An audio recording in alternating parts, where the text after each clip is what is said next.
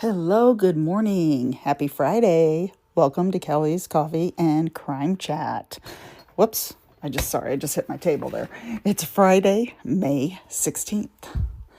And boy, the temperature is rising already. It's like up in the 80s. It's hitting 80 in Illinois. But I am drinking a mix today of, I was almost out of my Java Mama Vampirista. And I had that from last October, and believe me, it is still good from when I had it last October. And I had a scoop of that and a scoop of the Tiki Torch. And the Tiki Torch is no longer available. It's a non-flavored coffee, so it went perfect with the Vampirista. And I usually like to do that when I'm almost out. I'll put two together, which one is non-flavored, so it kind of goes together pretty well.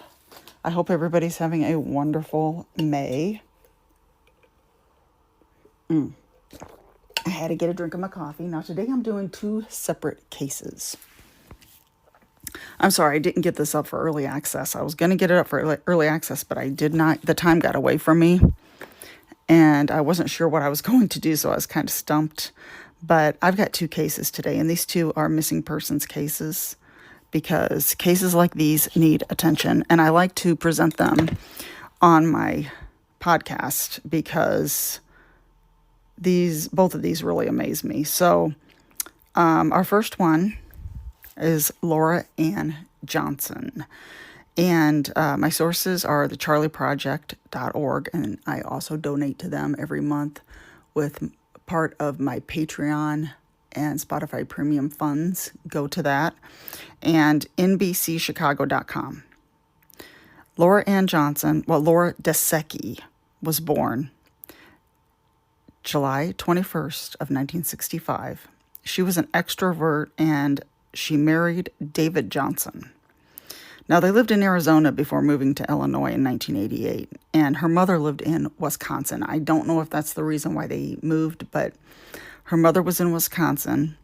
They had two daughters shortly after they got married, or shortly after they moved, and they resided on South Highland Avenue in Arlington Heights, Illinois. Laura was last seen on a Friday night, May 4th, 1990. And she and David had gone to the Arlington racetrack to eat dinner, and Laura's brother came over to babysit. She had two baby girls, and I think one was not walking yet or was just born, and the other one was a toddler. But later that evening, David said he dropped Laura off at a bar called the Billy Club and then drove home around 10:30 p.m. I never found out what the reason for this was. I didn't hear that they were fighting or anything happened, but he dropped her off and went home. From witness accounts, Laura left the bar at closing, which was around 2 a.m., and went to the Hobnob, which is near the Northwest Highway and Palatine Road. And this is in Palatine, Illinois. One person said he saw Laura leave the bar with two men and one woman. He had never seen these people before, this witness said. A couple of guys claimed that they saw her at a club that night in Palatine, and they said they recognized her photo, and of course the club would be the Hobnob. I'm thinking, yeah. So they recognized her photo from the missing persons flyer. They said she left with a guy at 4 a.m., and this guy was a trucker from Memphis, Tennessee. He was white, had brown hair, and a mustache. He was about 5'8" to 5'10", and mid to late 20s. Laura was 24. They were walking to the back of the parking lot, and that was the last time she was seen. Her purse was left at home because she carried money with her. And there was no evidence that Laura was involved with anybody else. You know, she didn't have a boyfriend. She didn't have anybody else that people knew of. Her daughter, Ashley, thought these witnesses had to have been mistaken because Laura would never leave with a strange guy and not come home to her kids. Now, it did cross my mind that maybe he was giving her a ride. That's the only, if this is true, if this really happened, that's the only thing I can think of. But this is the thing. David did not report his wife missing for 2 days. 2 days. He said he just thought she was out with friends having a good time. So she stayed out late before. And he just thought she was just staying out all night. But this was 2 days. He said he just thought she was out with friends. And he did say she would not have left her kids. He did say that. And there was one instance before where Laura did leave David and move to her parents' house. But then they got back together. There was no sign of like abuse or violence or anything like that. But there were 2 domestic disturbances before May of 1990. But like I said, there was no like beatings, there was no hitting, violence or anything like that. I think it was just arguing. There was no evidence against David in her disappearance, but he is still a suspect. And this is the other thing. He never kept in contact with the case or the investigators, like asking, do you have any leads? What happened? Do you know any more? He never kept in contact. He never even seemed worried about what even happened to Laura. He was described as very jealous by Laura's family, so they didn't think he let her go to a bar alone at night. Like he said, that he dropped her off. They think Laura walked home from the bar and never went to the other place, the other club. He refused a polygraph. And Laura's brother said he was sleeping that night when David got home, so he never heard anything. When he was babysitting, he didn't wake up until 11 a.m., and that was 9 hours after Laura left the Billy Club. David also gave up custody of their daughters to Laura's mother, and this was 3 months after Laura went missing. 3 months.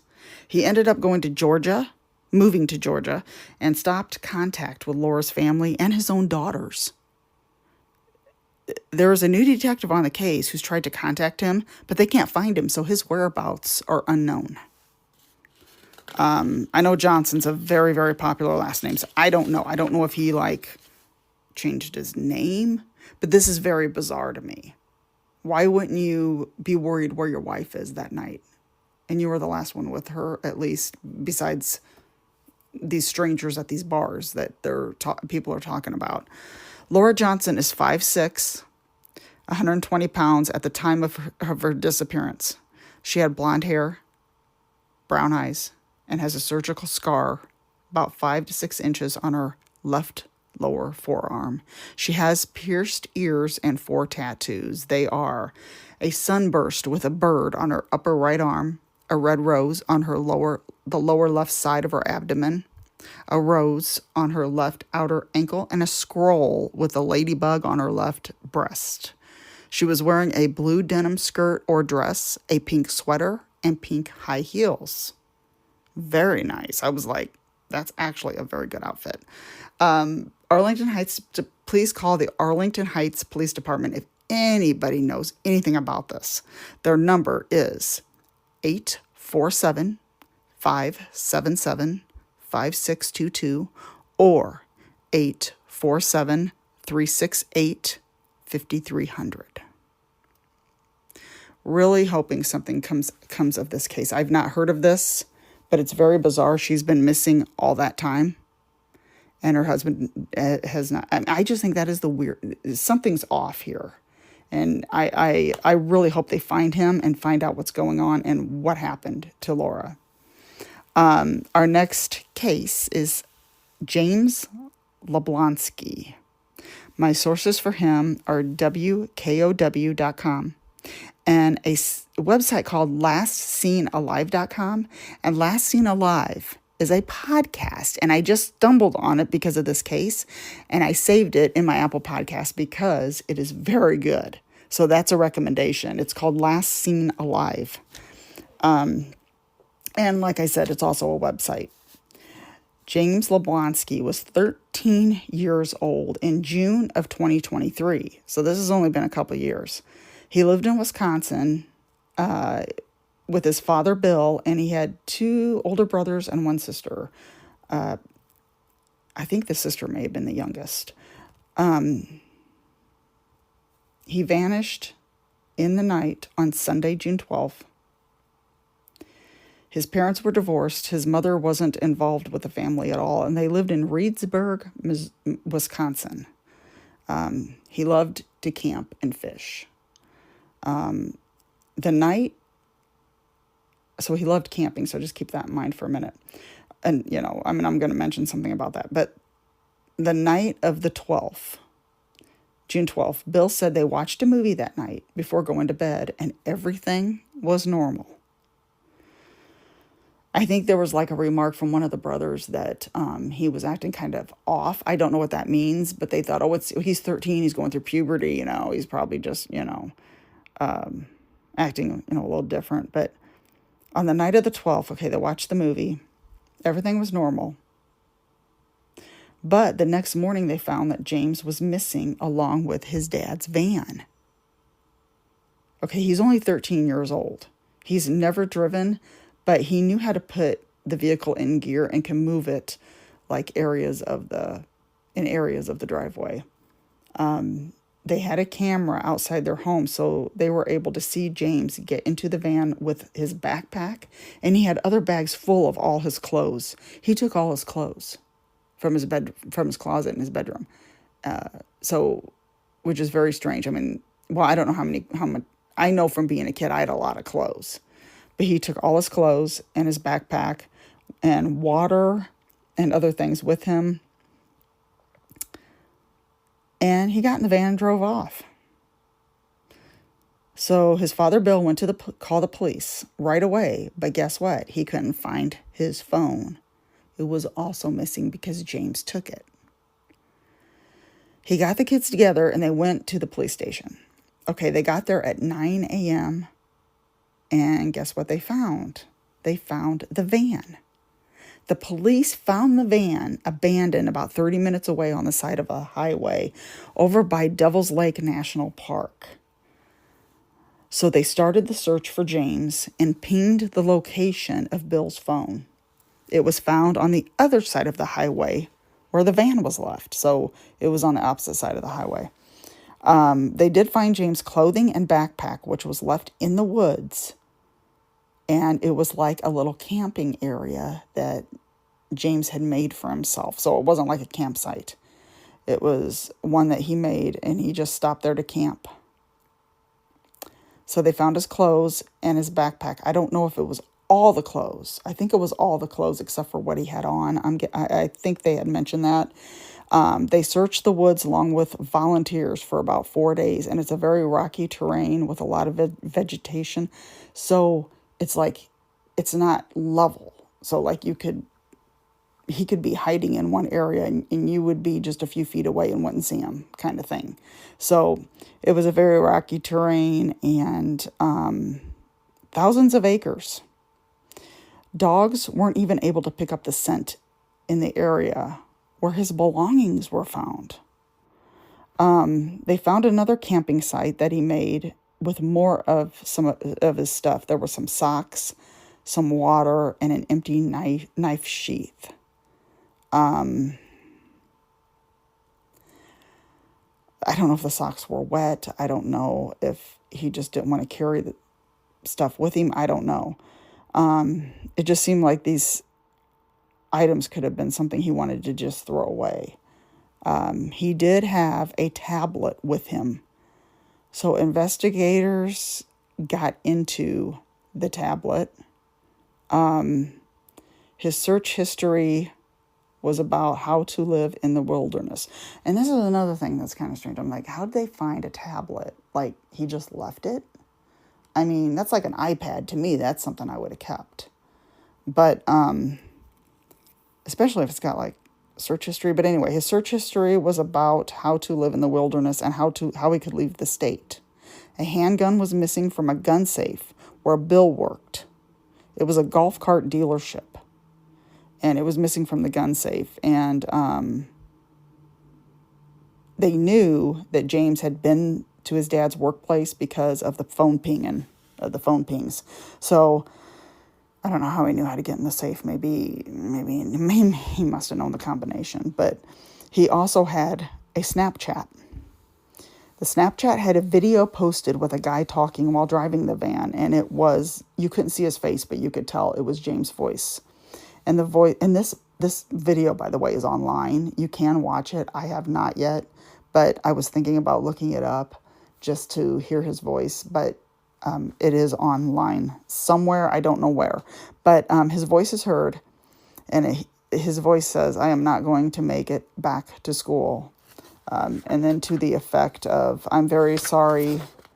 I'm sorry for everyone who cares about me. It's not your fault. I'm having thoughts and I've got no emotions anymore.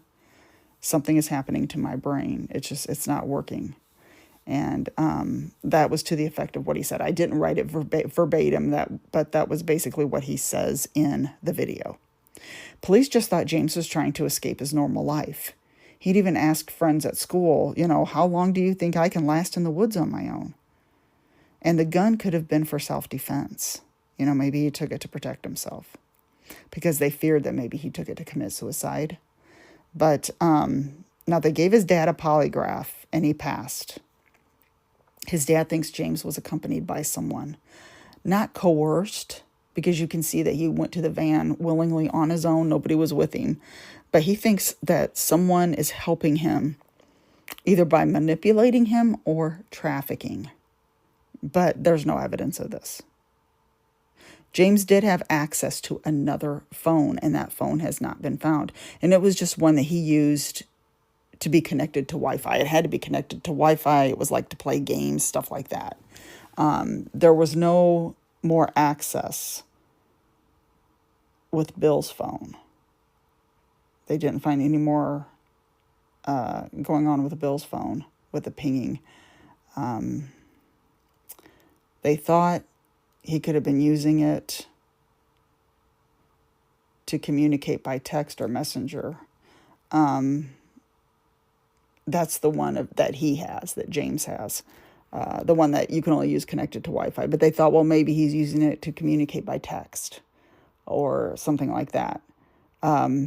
Because he took both of them with him. And Bill hung flyers up everywhere, and this is really strange. Soon after he got flyers, he put them up all over. But soon after that, they got torn down.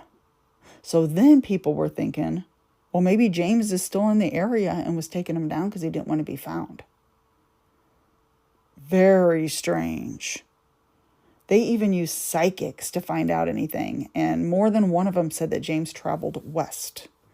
But this is my question. Nothing was ever said about this, and this crossed my mind. What about his mother? Now, his mother didn't have any contact with the family, but maybe she wanted James back? Now, I'm just guessing on this, because you've seen this happen where,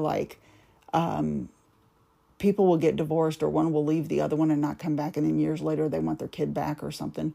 Maybe she wanted James back. He was the youngest boy. I don't know.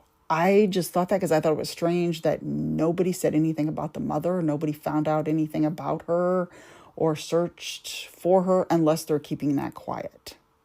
That could be something, how a lot of these investigations are. They keep things quiet.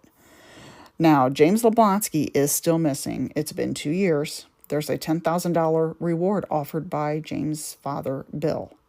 Any information, please call 608-355-4495, and that's in Saw County. Or you can call Crime Stoppers at 888-847-7285. And Crime Stoppers, you remain anonymous.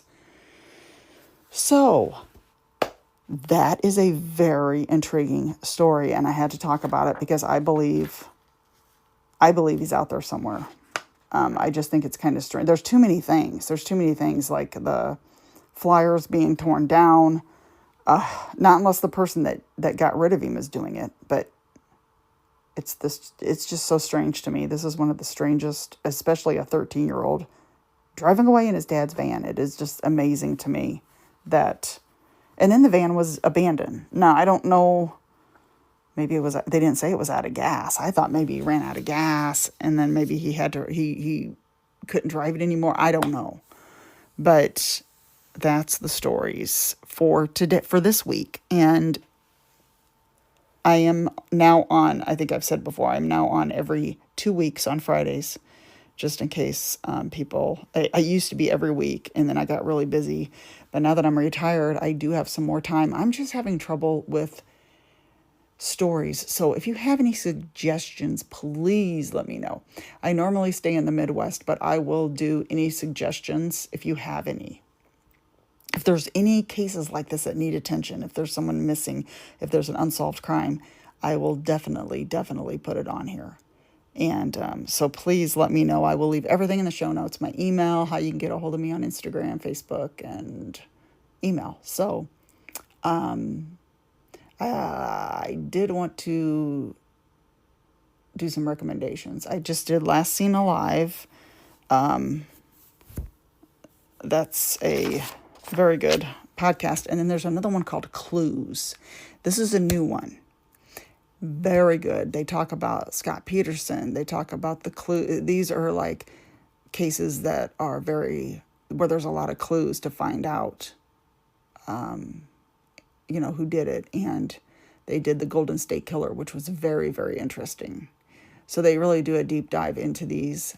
Highly recommended. I think there's only like maybe 4 episodes out right now, but highly recommended on that one.